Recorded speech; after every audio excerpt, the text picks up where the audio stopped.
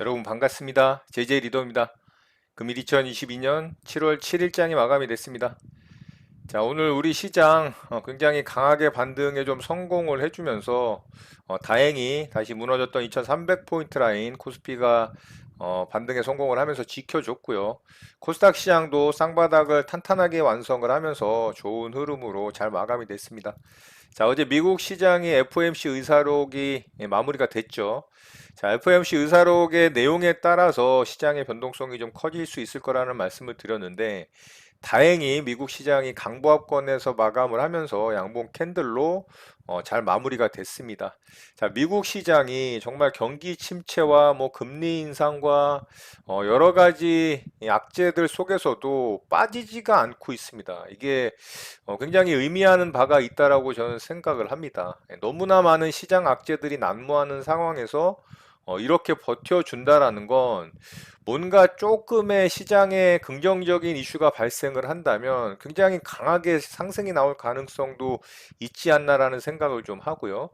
제가 이 저점 자리를 지켜주면서 이렇게 이제 역 헤드 앤 숄더의 패턴이 만들어질 가능성에 대해서 일전에 주말 경에 미국 시장의 시황을 말씀을 드리면서 이야기를 했던 적이 있습니다.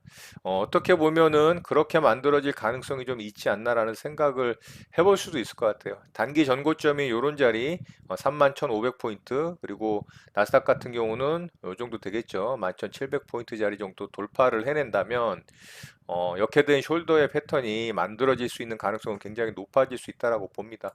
어쨌든 중요한 건 시장에 너무나 난무하는 악재가 있음에도 불구하고 미국 시장이 잘 빠지지 않는다라는 부분을 좀 눈여겨봐야 될 부분이 아닌가 싶습니다. 자, 바로 시장 특징주 살펴보고 우리 시장 좀 보도록 하겠습니다. 자, 저는 오늘 세 종목 좀 대응을 해봤고요. 오늘도 시장은 좋았습니다. 시장은 좋았고 종목들도 좀 움직이는 종목들이 있었지만 어제에 이어서 굉장히 시총이 가볍고 좀 강해 보이지 않는 종목들의 움직임이 계속 이어지는 시장 흐름입니다. 시장의 강력한 당일 주도주, 대장주급들의 움직임은 많지 않다. 그래서 질적으로 봤을 때 이 단기 매매의 당일 단타 매매 기준으로 주도주급, 대장주급들의 움직임은 그렇게 좋은 시장은 아니다라고 좀 말씀드릴 수가 있을 것 같아요. 그나마 오늘 SK 바이오 사이언스가 가장 이제 시장에서 돋보였던 종목이고, 물론 윗꼬리를 달고 마감이 되긴 했습니다만, 강력한 거래 대금과 더불어 이렇게 시장에서 아주 강하게 움직이는 종목이 만들어졌죠. 자, 오늘 매매한 종목 피코그램부터 좀 보도록 할게요.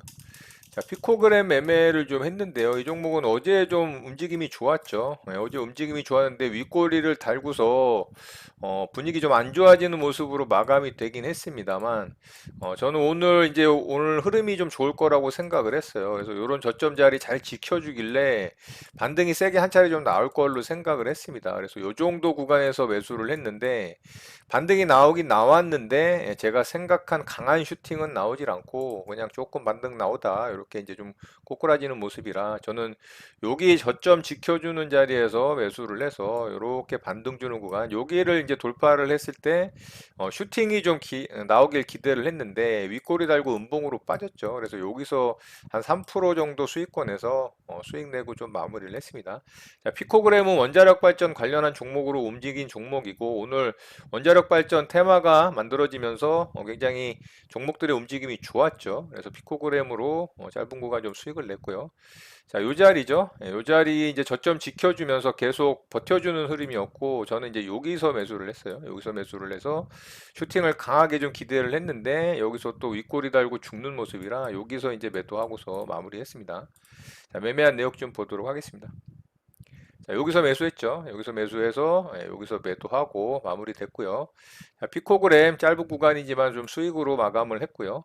자, 두 번째 종목 SK 바이오 사이언스 좀 보도록 할게요. 이 종목도 당연히 좀 매매를 했고요.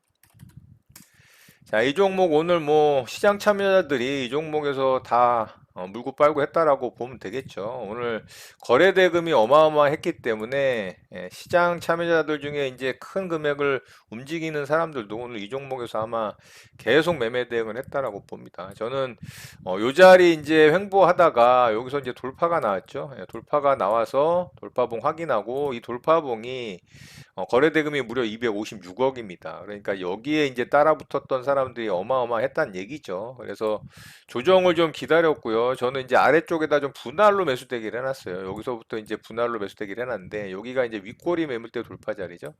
아래쪽에다 매수대기 한 물량은 체결이 안 되고 딱 한 호가만 물량이 체결이 됐어요. 그래서 좀 아쉬웠던 부분이 있지만 어쨌든 강하게 슈팅이 잘 나오면서 위쪽에다가 이제 저는 분할로 계속 좀 매도를 하면서 뭐 거의 최고점에까지 분할로 매도하면서 마무리를 했습니다. 자, SK 바이오사이언스 이렇게 매매 좀 마쳤고요. 매매한 내역 좀 보도록 하겠습니다. 자, 이렇게 매매했죠. 이 자리 이제 돌파하고, 자, 꼬리 자리에서부터 제가 분할로 매수대기를 해놨는데, 한호가 물량만 체결이 돼서 이렇게 이제 반등 줄 때 분할로 쭉 매도하면서 수익 챙기고 마무리를 했습니다. 자, 이렇게 해서 이제 SK 바이오사이언스 매매도 좀 마쳤고요. 자, 그리고 CS 베어링 좀 매매를 했는데 이 종목은 이틀 전에 매수를 해서 3일 전에 매수를 했네요. 여기서 이제 매수를 했는데 살짝 플러스도 있었긴 했는데 제가 이제 요 종목은 강한 종목의 특징을 보고서 좀 대응을 했던 거예요. 그래서 슈팅을 충분히 줄 거라고 생각을 했지만 유가가 이제 폭락을 하면서 신재생 에너지 관련한 태양광 풍력주들이 어제 급락이 좀 떨어졌죠. 근데 CS 베어링은 여기서 좀 버텨주는 흐름이었어요. 그래서 제가 하루 좀 더 지켜봤는데 오늘 장 초반에 아래쪽으로 또 음봉으로 빠지길래 아래쪽에다가 손절을 했습니다. 그래서 이 종목은 아쉽게 좀 손실로 마감이 됐고요. 매매한 내역 좀 보도록 하겠습니다. 자, 여기서 매수했죠. 여기서 매수해서 여기서 이제 플러스를 계속 만들어 줬는데 유가가 급락하면서 이제 이 종목도 빠졌죠. 그래서 오늘 이제 좀 슈팅을 기대를 했는데 오히려 아침서부터 빠져서 매도하고서 손실로 좀 마감이 됐습니다. 자, 이렇게 해서 오늘 좀 세 종목 대응을 하고 마무리를 했고요. 오늘 시장 특징주 좀 살펴보도록 하겠습니다. SK 바이오사이언스부터 좀 보도록 하겠습니다. 자, 이 종목은 이런 전고점 자리를 오늘 뚫고 가는 자리였기 때문에 제가 대응을 한 겁니다. 여기서는 대응을 안 했죠. 왜냐하면 이제 매물대를 뚫지 못하는 자리였고 뭐 전고점은 없는 구간이었지만 일봉상의 위치가 진짜 좋지 않았기 때문에 일단은 여기서는 제가 관망을 했다라고 말씀을 드렸던 내용이 있고요. 오늘은 거래대금이 장 초반부터 이틀 전에 만들어졌던 거래대금을 장 초반에 필적을 하고 넘길 것 같은 흐름이었기 때문에 또 전고점을 도전을 하는 흐름이었기 때문에 대응을 했던 거예요. 자, 전고점을 일단은 돌파를 했습니다. 그리고 이틀에 걸쳐서, 3일에 걸쳐서죠. 이제 하루 건너서 하루 쉬고서 이제 슈팅이 나와서 단기간에 이 무거운 종목이 좀 슈팅이 높게 나왔죠. 그래서 가격적인 부담이 좀 있어요. 윗꼬리가 달린 이유도 일봉상 이제 위쪽에 물려있는 매물들이 많기 때문에 어느 정도 이제 매물 출회가 있었다라고 봐야 됩니다. 그래서 지금 구간에서 사실 대응하기는 쉽지가 않습니다. 그래서 이 종목을 내일 움직임 좀 살펴보면은 좋긴 하겠지만 대응할 구간이 좀 만만치는 않아 보입니다. 그래서 뭐 이런 정고점 자리를 뭐 지지 매매를 할 수도 있겠지만 가격적으로 일단 좀 부담스러운 위치이기 때문에 조금은 조심해서 대응을 하면 좋을 것 같고요. 움직임 좀 살펴보면 좋을 것 같습니다. 자, 유일 로보틱스 좀 보도록 하겠습니다. 자, 유일 로보틱스 오늘 상한가에 좀 들어갔어요. 오늘 로봇 관련주들 움직임이 좋았죠. 유일 로보틱스가 상한가에 들어가면서 대장주로 좀 움직였고요. 일봉상의 위치는 역시나 좋지가 않습니다. 거래대금도 좀 약하고요. 채 400억도 터지지 않는 흐름이기 때문에 오늘 뭐 시장 주도주다 뭐 이렇게 말하기는 좀 어렵겠죠.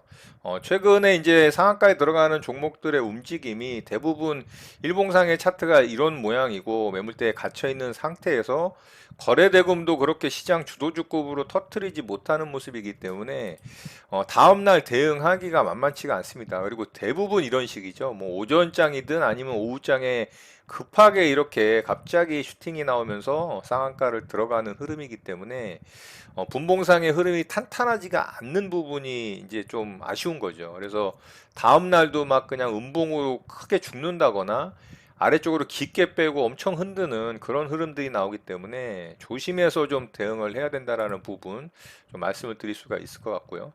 자, 유일로보틱스도 마찬가지입니다. 일봉상에 이제 매물대 갇혀 있는 자리에서 상한가라, 그리고 분봉상 움직임 보셨다시피 그렇게 좋지 않죠. 그래서 이 종목 내일 움직임 좀 살펴보는 보는 정도 보면 좋을 것 같고요.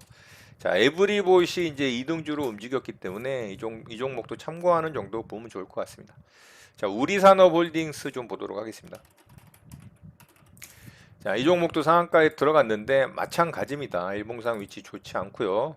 거래대금 채 100억도 안 터졌습니다. 너무나 부실한 거래대금이고, 분봉상 얘는 또 오전에 이제 급등이 나오면서 여기서 뭐 VI 이후에 갭을 무려 5%를 넘게 띄우고 바로 상한가에 직행을 했습니다. 이런 흐름이라는 게 문제인 거죠. 좀 이렇게 파동을 주면서 아주 탄탄하게 거래대금 터트리면서 움직이는 그런 시장의 주도주급의 움직임이 전혀 아니라는 부분 꼭 참고하셨으면 좋겠고요. 그래서 이 종목도 내일 움직임 좀 참고하는 정도 보면 좋을 것 같습니다. 자, 이 종목은 현대차에 이 전기차 열관리 부품 공급한다라는 이슈로 상한가에 좀 들어갔고요. 삼형 엠텍 좀 보도록 할게요. 자, 삼형 엠텍도 마찬가지입니다. 일봉상의 위치 썩 좋지 않고요. 거래대금은 그나마 조금 터트렸죠. 한 200억 좀 넘게 터트렸는데, 사실 이런 거래대금 터지는 종목 좋아하지 않습니다. 개인적으로는. 그런데 지금 시장에서는 이런 종목들이 움직이기 때문에 그나마 이제 200억도 최근에 상한가에 들어가는 종목들 치고는 조금 낫다라고 말씀을 드리는 거지 좋다라고 말씀을 드리는 건 아닙니다. 분봉상 움직이면 그나마 좀 만들긴 했어요. 여기서 이제 고점 뚫으면서 상한가를 좀 들어가는 흐름이긴 합니다만 급합니다, 역시나. 그리고 상한가도 좀 깊게 흔드는 부분도 있었고요. 이 종목이 뉴스는 좀 나쁘지 않아요. 이 두산이 유럽에서 최초로 원전 인증서 취득을 했다라는 이슈로 상한가에 좀 들어갔습니다. 그래서 원자력 발전 관련한 종목으로 움직인 거고, 삼형 엠텍이 가장 이제 강하게 상한가에 좀 들어갔다라고 보면 좋을 것 같습니다. 이 종목 내일 움직임 살펴보면 좋을 것 같고요.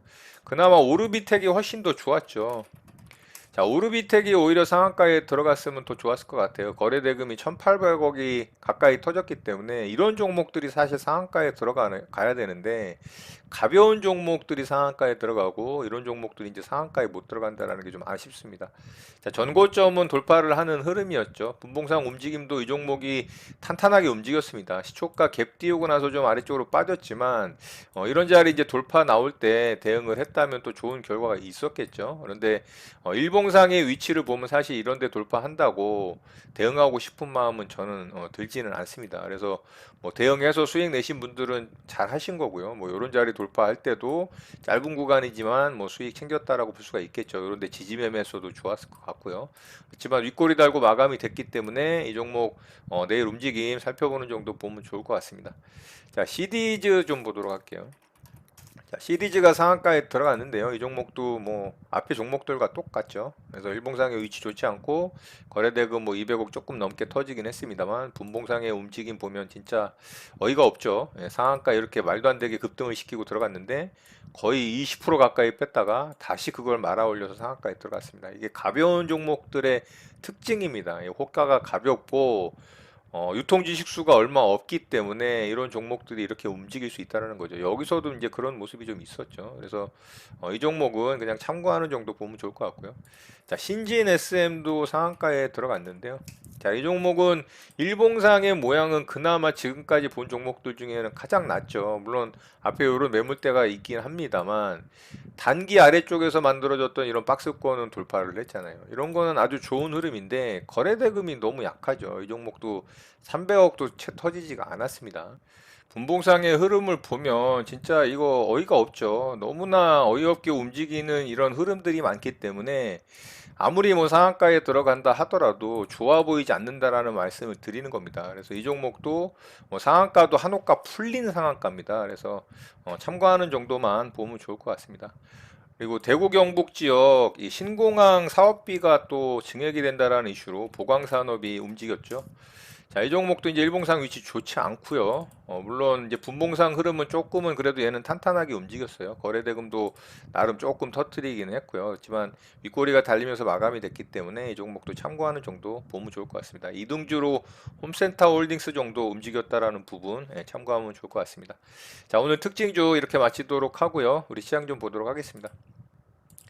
자, 우리 시장 오늘 아주 좋은 흐름으로 만들어졌습니다. 어제 만들어졌던 이 음봉 2300포인트를 이탈을 하면서 종가상으로 이제 저점을 이탈을 시킨 모습 굉장히 안 좋은 모습이었는데 오늘 그 음봉을 다 잡아먹는 양봉 캔들이 만들어졌죠. 이런 거 아주 괜찮습니다. 일단은 2300포인트를 강하게 지지를 하겠다라는 강력한 의지가 좀 나왔다라고 볼 수가 있는 거죠. 그리고 쌍바닥을 다시 이제 유지를 해줬습니다. 5일선을 안착을 하면서 이런 부분도 나쁘지 않고요.